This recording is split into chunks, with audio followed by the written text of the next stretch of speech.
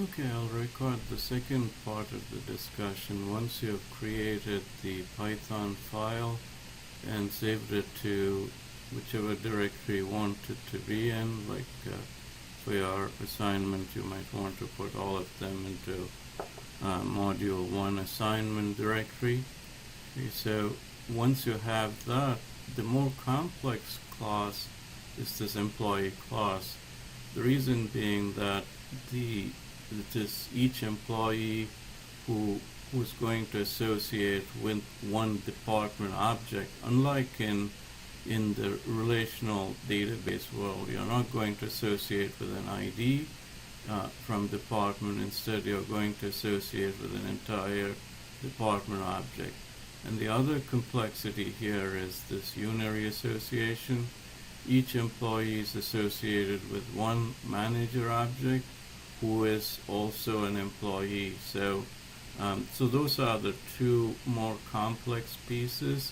So let me get back into the into my Jupyter notebook environment. I have the Python notebook as well as the Python file. I'm going to create a new Python notebook for my employee class. So I'll just call this employee.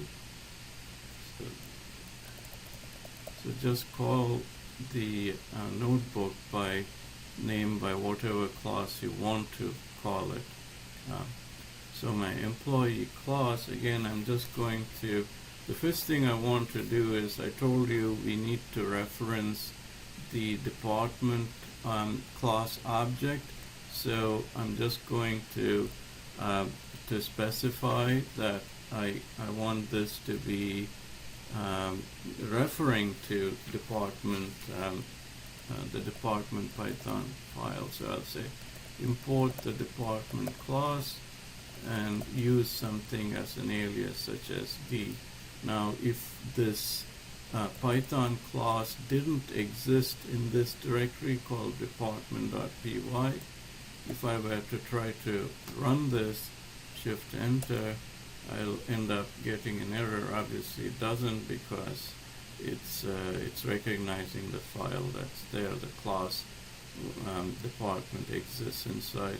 One note over here, because I used this if statement, this entire, so I'm checking to see if I'm in the main module to run this code. This for loop over here has to be indented. If it's not indented, it's going to generate an error because this entire code is running under this if statement. Okay, so that's a point to keep in mind. So if at all you have that error. Okay, so this is a quick check to see that my class actually exists, the one that I want to import. And then I go into my more complex employee class, and I'll do this a little quickly so that just highlighting the main points. So class employee colon, and then comment for the constructor,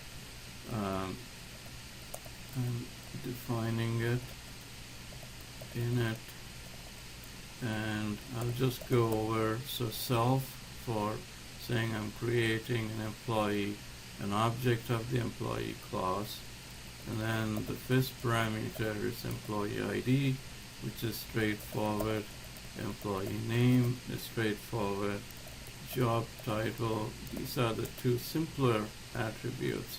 The two more complex ones are department, which is saying that each employee is associated with a department object, and then manager, which is basically saying each employee is associated with a manager object who happens to be an employee.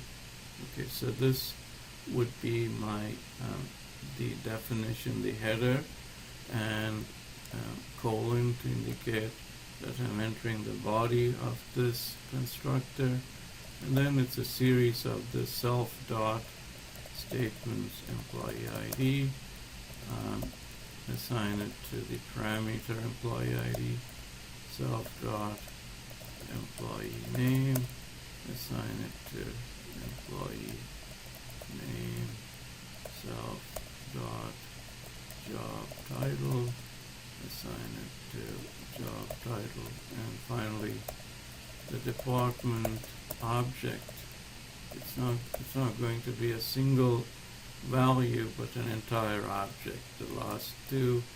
So similarly for manager, it's an entire employee object who is in the role of serving as a manager. Okay, so this sets up my constructor, and I'm just going to now do my self-test code, and so to save some time, I'm going to copy this self-test code so I can, and the first part of it is actually going to be just testing that I have my department set up, because I obviously need to reference each employee belongs to a particular department. So if I were to run this now, getting an error. Okay, why am I getting an error? You can see it is saying department is not defined. And I wanted to show you this because inside of employee, you're not directly referencing the department constructor, but you have imported the class department with the alias D. Okay, so you say D dot and then bring in the constructor. So now, so keep this in mind anytime you're importing a class in with an alias, make sure that you prefix the constructor with that. And if I run this now, I should get the results. Okay, but this is not exactly what I wanted, because let me just check. It's gone for 7.5 minutes. Okay, so what I want to do now is, this is basically duplicating what's there in the department class. So now I have to do the equivalent what I did for department with employee. So I'll make an employee list, okay, and each employee object that I'm creating, you'll have to pay close attention to this. I use my constructor. The first parameter is employee ID. The second parameter is the employee name. I'll use Bob Huggins. The third parameter is, use double quotes. It should. In Python, I've generally found that single quotes for strings works better, though it does seem to accept double quotes. He's the CEO, so he doesn't have any, and he belongs to the department. So instead of information systems, I'll just call this company management. So now, so the reason I changed it was I didn't want the CEO to belong to information systems. I wanted him to sort of belong to an overall company management. So now I need to reference this employee to this department. So think about this. How do you reference this department? It is the first department object. So I'm going to use department square brackets, so index 0, that is the first department object in this list. Actually, I shouldn't say department, it's department list. And then finally, Bob Huggins being the CEO, he doesn't have anyone who's managing him, so I say it's none or null. Okay, so and similarly, as I did with the department list, I'm going to append the employee object to the employee list. Okay, so this is my first employee. The second employee, so this first employee belongs to a department but doesn't have any managers associated. My second employee, I'll say employee, I use the constructor, the employee ID. I'll just call this employee Sue Brown, and she's a project manager, and she is in the second department, so department list sub 1, which is data analytics. And here it's going to be for Sue Brown, it's different from Bob Huggins. Now she has a manager, and the manager is Bob Huggins, who is the first employee in this employee list. So I'm going to say employee list sub 0. Okay, so that's how I associate an employee with his or her manager, and then I will say employee list dot append employee. So each time this employee object, and this was the same concept as in department, it takes on a new employee object, and that object is added onto the list. So let's spell this append. Okay. From here I'm going to just copy paste so that I don't take up too much time. I think I'm already about 12 minutes in, so let me just copy paste the code that I already have. Again, this is obviously accessible to you. I want to just emphasize the main points. Okay, so let me open up that employee.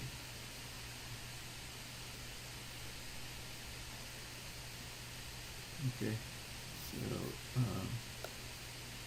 let me copy the third employee, and then I will just highlight the parts that I wanted to discuss here.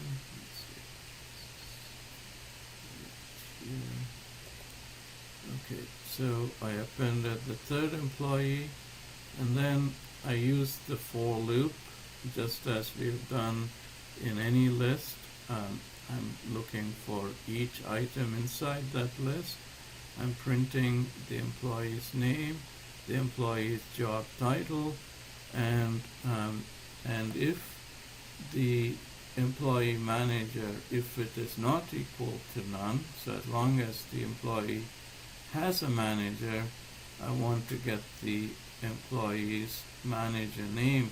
And this is an interesting traversal across. So we are going from an employee object to the manager object of that employee, and when we say employee name, we are getting the manager's name. So we start from the employee object, go to find the manager object of that employee, and that manager object is also an employee, and then when we say get the employee name of that manager. Okay, so this is an interesting concept. I want you to sort of make sure you understand it. So if I run this, this is how you navigate across classes. We are basically we have set up the communication link, the traversal link, and we are getting it. Now if I want to get the department name that each employee belongs to, so when I'm printing out the employee name, let's say, so I have Bob Huggins employee title. Let's say I want to get that employee's department name. So I will say employee, each employee dot, And think about it for a minute. What represents, how do I get to the department? So I've assigned each employee a department object that they are associated with. So I can say dot department, and how do I get that name of the department? And we did this previously where we said, okay, go inside and get the department name. Okay, so if I were to run this now, you should see so this is giving me the name of the employee, the title, the department. Okay, so basically we have connected, if you look at the big picture, we have connected each employee with his or her department. So you're able to traverse through this to get the department name, and you've connected each employee with his or her manager, so you're able to traverse this association to get at the manager's name. So this is a very interesting concept and something that is very fundamental to object-oriented programming and design. I will stop this video at this point and then add in the last portion of it in a separate video.